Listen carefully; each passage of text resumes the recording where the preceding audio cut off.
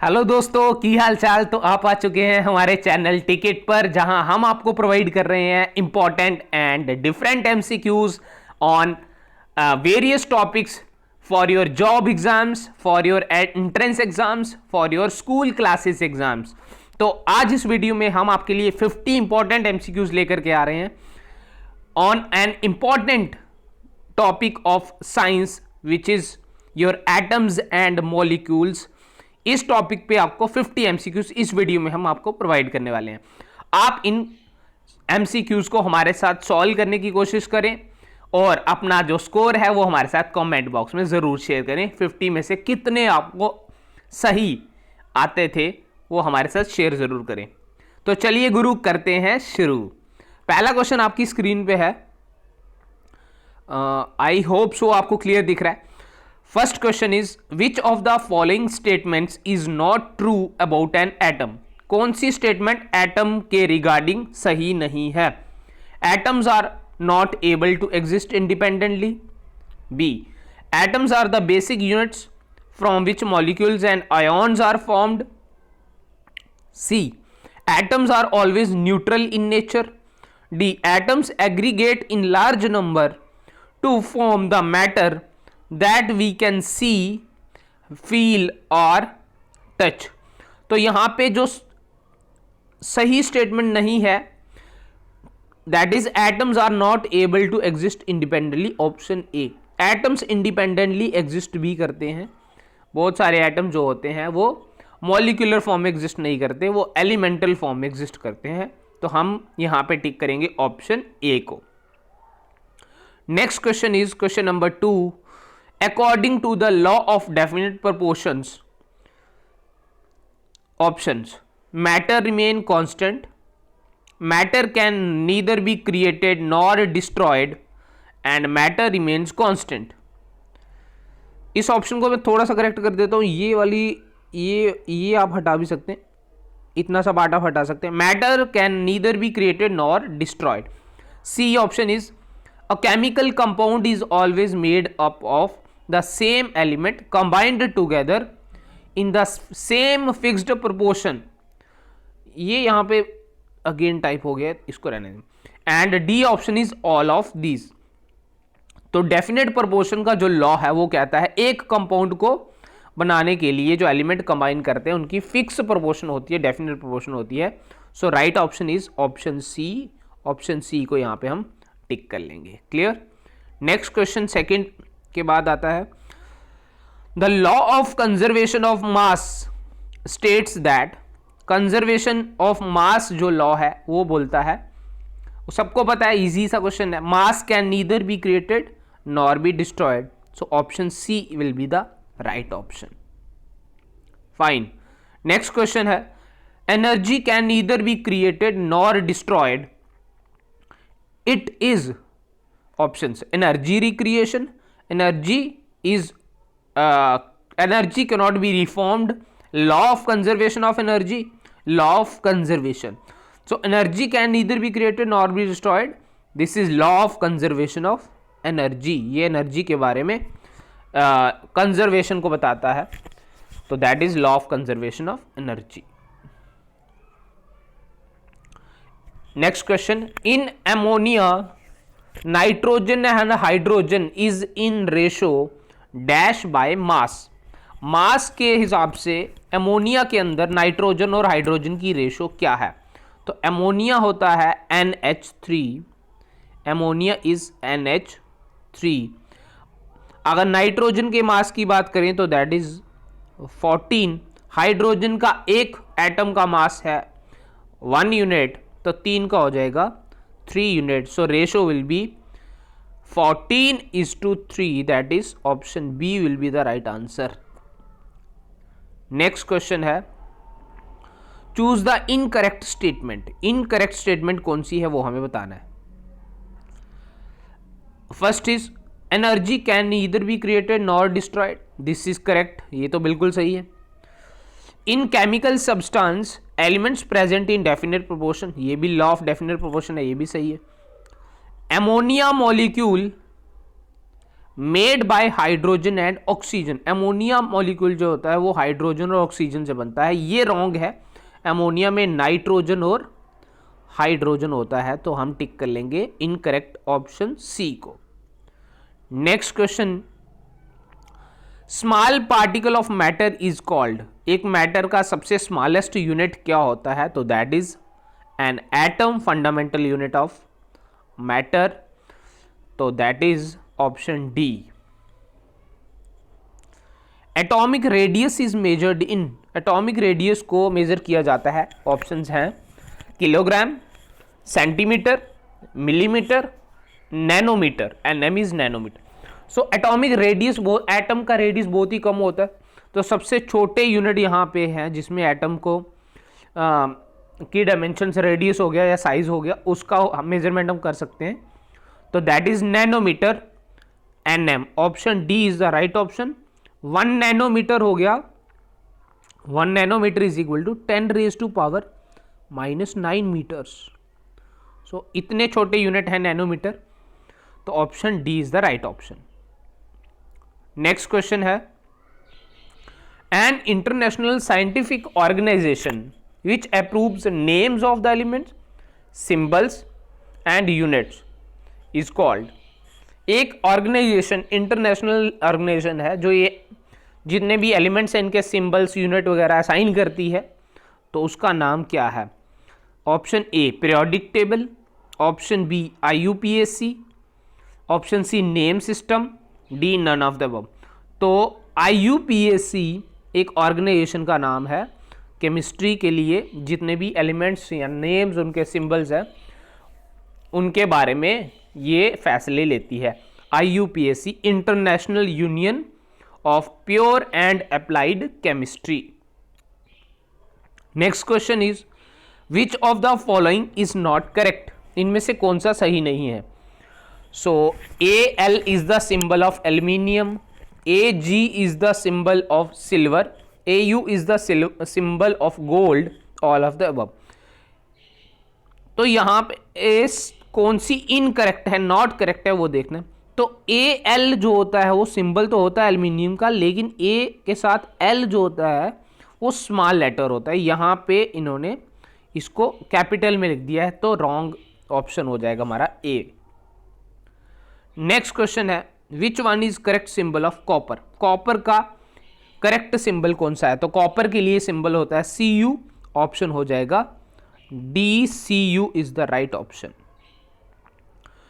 Next question number 12, correct symbol of sodium. Sodium का correct symbol क्या है, तो सोडियम का सिंबल होता है Na, Na is the correct symbol of sodium.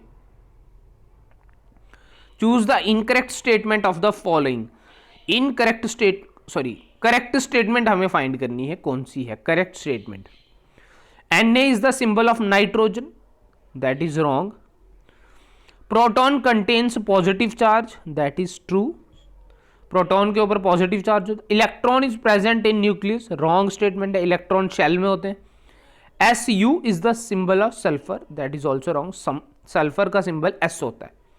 सो हमारी करेक्ट स्टेटमेंट है option B, protons contain positive charge. Question number 14, atomic number means. Atomic number का मतलब क्या होता है, number of electron, number of proton, number of neutron, या none of the above. तो atomic number का मतलब होता है बेसिकली या तो नंबर ऑफ इलेक्ट्रॉन या फिर नंबर ऑफ प्रोटॉन। तो ऑप्शन ए भी यहाँ पे सही है और ऑप्शन बी भी यहाँ पे दिए गए ऑप्शंस के अकॉर्डिंग ये भी सही है। तो इनमें से दोनों होंगे तो दोनों टिक कर सकते हैं, बोथ ए एंड बी भी लिख सकते हो, both A and B right option हो जाएगा। बट यहाँ पे आपको एक चूज करना होगा तो आप कोई भी चूज कर लेंगे। Then mass number of an atom is equal to.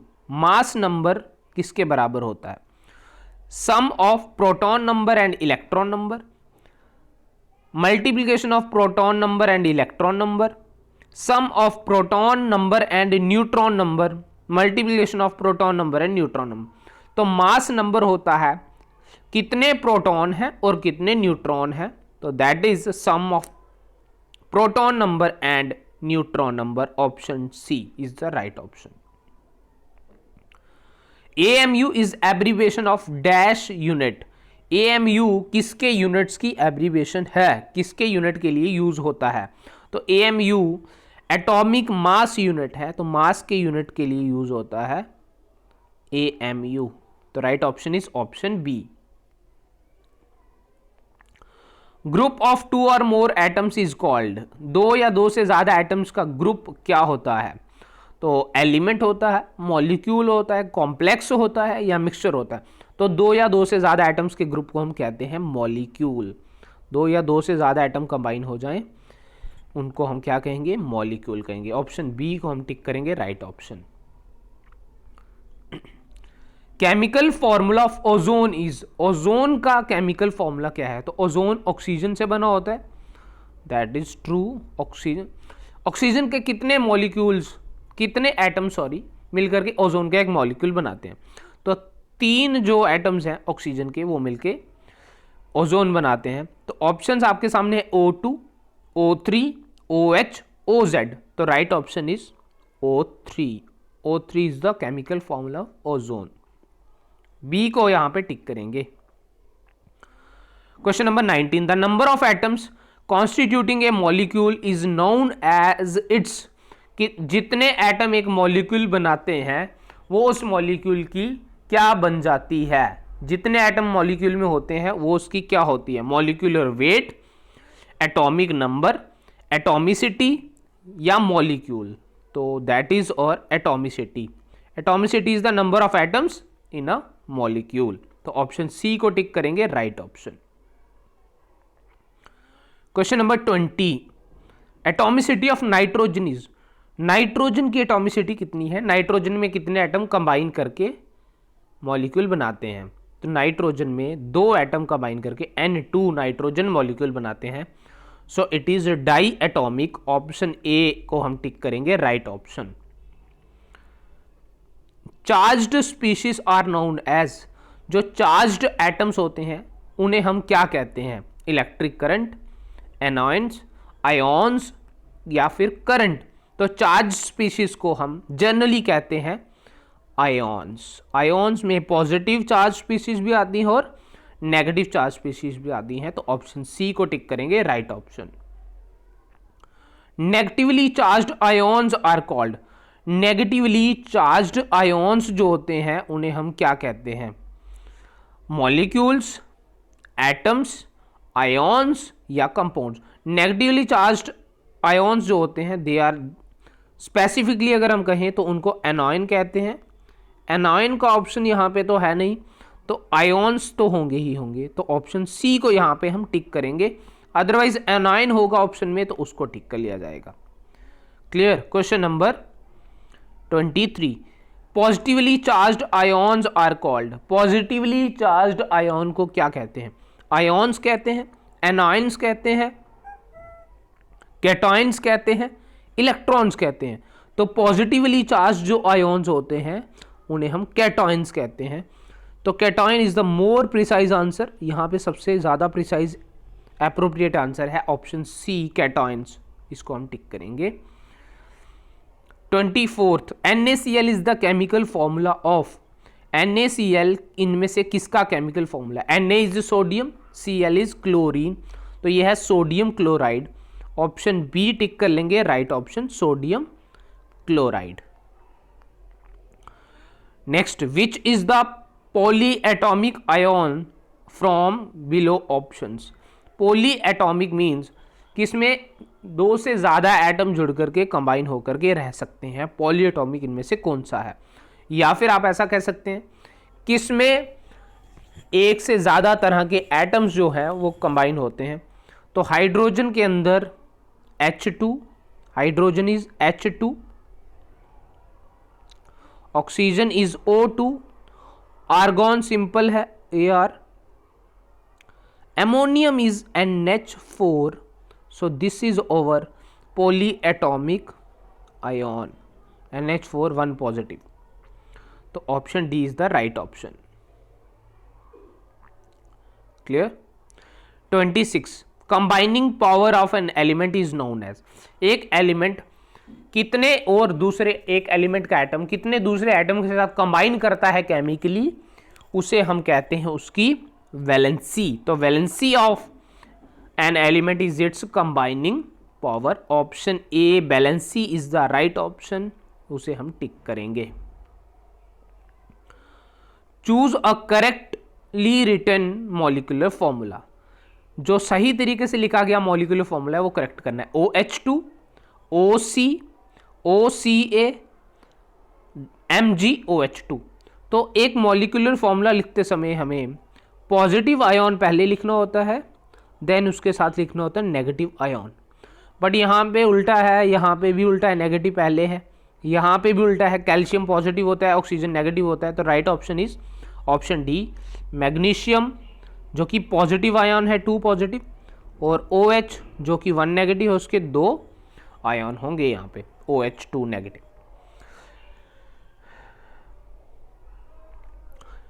Next question, compounds which are made up of 2 different elements are called.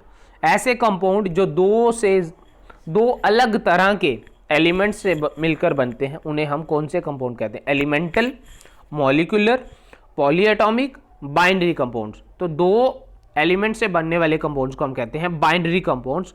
Option D टिक करेंगे, right option. Which one is not a binary compound, इनमें से कौन सा binary compound नहीं है? Hydrogen chloride HCl 2 element से बना है, ये तो है। नॉट हमें पिक करना है, not a binary compound. Hydrogen sulphide H2S, hydrogen और सल्फर से हाइड्रोजन सल्फाइड, ये भी है binary compound. Magnesium chloride MgCl2, ये भी 2 कंपाउंड से, 2 एलिमेंट से मिलकर बना है, मैग्नीशियम और क्लोरीन से। तो यहाँ पे कोई भी ऐसा नहीं है, कोई भी नन ऑफ द अबव जो बाइनरी कंपाउंड ना हो, सारे ही बाइनरी कंपाउंड्स हैं। Clear. 30th question is chemical formula of aluminium chloride. Aluminium chloride का केमिकल फॉर्मूला क्या है? AlCl, AlCl3, AlCl2, Al2Cl3। तो aluminium and chlorine, aluminium and chlorine, aluminium की वैलेंसी और क्लोरीन की वैलेंसी हमें पता होनी चाहिए। इसके लिए एल्यूमिनियम की वैलेंसी होती है 3 और क्लोरीन की वैलेंसी होती है 1। एल्यूमिनियम बनाएगा 3 पॉजिटिव आयन, ये बनाएगा 1 negative ion. So right option हो जाएगा इसके 3 नेगेटिव करने के लिए AlCl3। Option B will be the right option. Which is a cationic species in magnesium chloride. Magnesium chloride में कैटायनिक, कैटायनिक मीन्स पॉजिटिव, कौन सा है? Magnesium Mg1 positive, Cl negative, Mg2 positive. तो राइट ऑप्शन, मैग्नीशियम की valency है 2, तो उसका cation बनेगा Mg2 positive. D is the right option, इसे हम टिक करेंगे। क्लियर। नेक्स्ट क्वेश्चन हमारा है, the name of the compound NaNO3 is sodium nitrogen oxide, sodium nitro oxide, sodium nitride, sodium nitrate. तो Na is sodium and NO3 is nitrate, तो NaNO3 is sodium nitrate. Option D is the right option. The molecular mass of ozone is, ozone का molecular mass कितना है? तो ozone होता है O3, एक oxygen atom का मास होता है 16 ग्राम्स या 16 यूनिट्स, तो 3 का हो जाएगा 16 इंटू 3, दैट इज 48 यूनिट्स। तो that is option B is the right option, 48। 34 the molecular weight of carbon dioxide is, carbon dioxide का मॉलिक्यूलर वेट कितना है? Carbon dioxide that is CO2, carbon का होगा 12 यूनिट्स प्लस ऑक्सीजन, एक oxygen का कितने unit? 16 units, 2 का हो जाएगा 16 into 2 that is 32, 32 plus 12 that is 44 units is the right option. Option C को यहां पे हम टिक करेंगे, right option. Clear? Neutrons are present in, neutrons कहां पे प्रेजेंट होते हैं? Atoms, nucleus of atom, periphery of atom, not exist in atom. तो न्यूट्रॉन्स प्रेजेंट होते हैं न्यूक्लियस ऑफ एटम में। Option D is the right option, इसे हम कर लेंगे tick. Atomic number of calcium is, calcium का एटॉमिक नंबर कितना है? तो बहुत ही सिंपल सा क्वेश्चन आ गया, कैल्शियम का एटॉमिक नंबर होता है 20। Next question, Na is a symbol of, Na किसका सिंबल है? तो ध्यान दे यहां पे Na लिखा हुआ है, तो ये किसका सिंबल है? ऑप्शन है atomic mass, atomic number, Avogadro number या सोडियम। तो Na अगर ऐसे लिखा होता ये तो सोडियम का होना था, बट यहां पे दोनों कैपिटल लेटर हैं, तो ये Na जो कैपिटल वाला है ये एवोगैड्रो नंबर को डिनोट करता है, ये उसके लिए सिंबल है एवोगैड्रो नंबर के लिए। तो ऑप्शन सी को हम टिक करेंगे, right option. Number of protons present in nitrogen atom is, nitrogen atom में कितने प्रोटॉन होते हैं? तो नंबर ऑफ प्रोटॉन का पता चल जाता है एटॉमिक नंबर से। नाइट्रोजन का एटॉमिक नंबर है, नाइट्रोजन का एटॉमिक नंबर है 7, तो उसमें होंगे 7 प्रोटॉन्स। ऑप्शन सी को टिक करेंगे, right option. Number of neutrons present in oxygen atom, oxygen में कितने न्यूट्रॉन्स होते हैं? तो ऑक्सीजन का मास नंबर या एटॉमिक मास कह लो आप 16 है।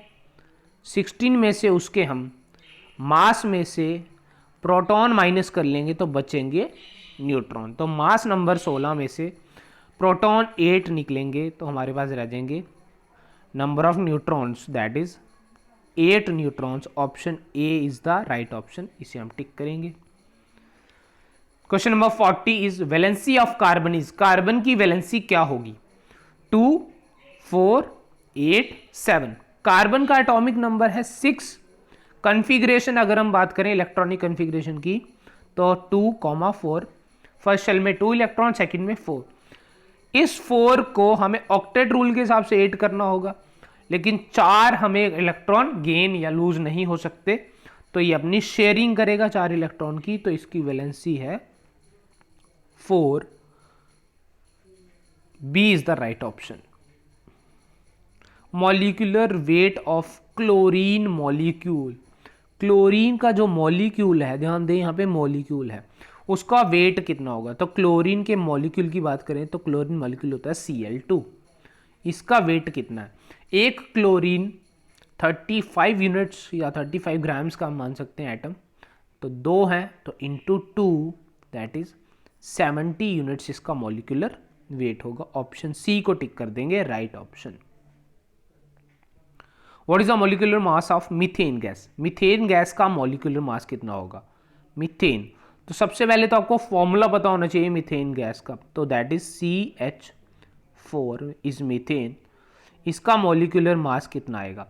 कार्बन का मास होता है 12 यूनिट, एक ही एटम है तो 12 ही रहेगा। हाइड्रोजन का एक एटम का मास होता है 1 यूनिट या 1 ग्राम, 4 का हो जाएगा 4 × 1, तो टोटल हुआ 12 + 4 दैट इज 16 ग्राम्स और 60 units.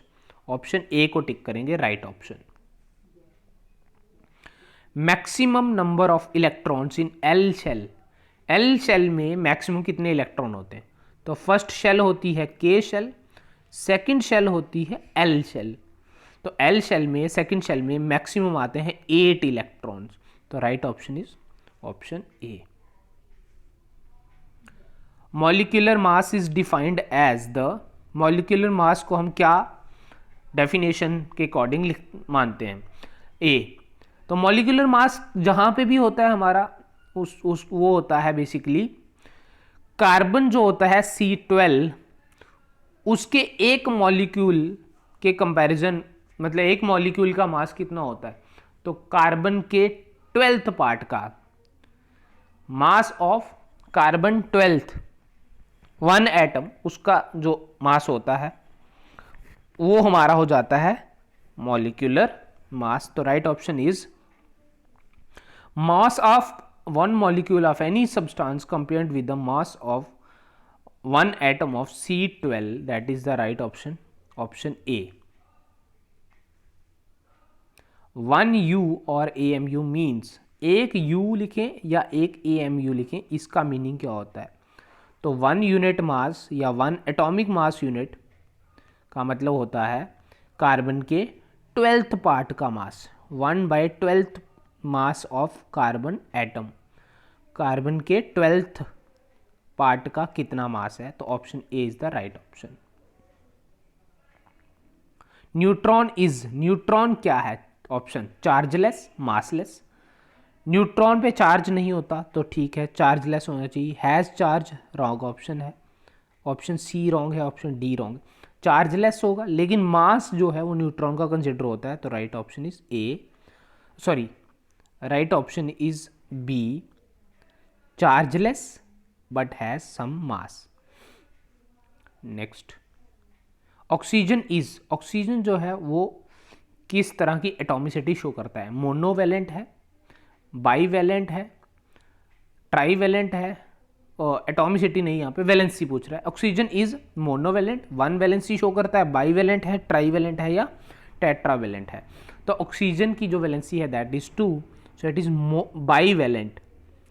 Bivalent mean, by means 2, तो ऑक्सीजन 2 वैलेंसी शो करता है, तो बाईवेलेंट। 48 क्वेश्चन है, विच of the following is a compound? इनमें से कौन सा एक कंपाउंड है? Carbon, carbon is an element, ये कंपाउंड नहीं है। फॉस्फोरस अगेन एक एलिमेंट है जो कि नॉन मेटल है, कार्बन भी नॉन मेटल है, तो ये तो कंपाउंड नहीं है। एमोनिया, एमोनिया का फॉर्मूला है NH3, तो ये एक कंपाउंड है जो 2 डिफरेंट एटम से मिलके बना है। स्टील एक एलॉय है, स्टील एक एलॉय है, तो राइट ऑप्शन हो जाएगा हमारा ammonia C, ammonia C will be the right option. 49, what is the molecular mass of sulfuric acid? Sulphuric acid का मॉलिक्यूलर मास क्या होगा? सल्फ्यूरिक एसिड का पहले तो आपको केमिकल फॉर्मूला पता होना चाहिए, H2SO4 इज सल्फ्यूरिक एसिड। इसका मॉलिक्यूलर मास हमें निकालना है, तो हाइड्रोजन का एक atom 1 unit, 2 atom 2 unit. Sulphur का एक एटम का मास 32 यूनिट्स। ऑक्सीजन का एक atom 16 gram, 4 atoms, 4 into 16, so total will be 34 plus 64, that is 98. 98C is the right option. Last question है आज का, maximum number of electrons present in a shell is given by the formula. एक shell के अंदर maximum कितने electron हो सकते हैं, कौन सा फॉर्मूला उसके लिए है? 2n, n/2, m/n या नन ऑफ दीज। तो मैक्सिमम इलेक्ट्रॉन्स के लिए किसी शेल में फॉर्मूला दिया गया था 2n², नील बोहर वगैरह इन्होंने दिया था 2n²। सो यहाँ पे कोई भी ऐसा ऑप्शन नहीं है, तो टिक करेंगे नन ऑफ दीज ऑप्शन को। तो ये थे आज के हमारे important 50 MCQs based on atoms and molecule, जो कि एक इंपॉर्टेंट टॉपिक है। तो आज के लिए थैंक यू गाइस। अगर आपको वीडियो पसंद आ रही है तो शेयर भी कर सकते हैं, लाइक भी कर सकते हैं।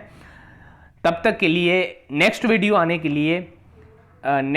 आने तक थोड़ा सा आपको वेट करना पड़ेगा। अगर आ गई है तो आप हमारे चैनल पे जाके देख सकते हैं। अगर आप अभी लाइव थोड़ी देर के बाद हमें देख रहे हैं तो नेक्स्ट वीडियो के लिए थोड़ा सा वेट कर लें। तब तक के लिए जय हिंद,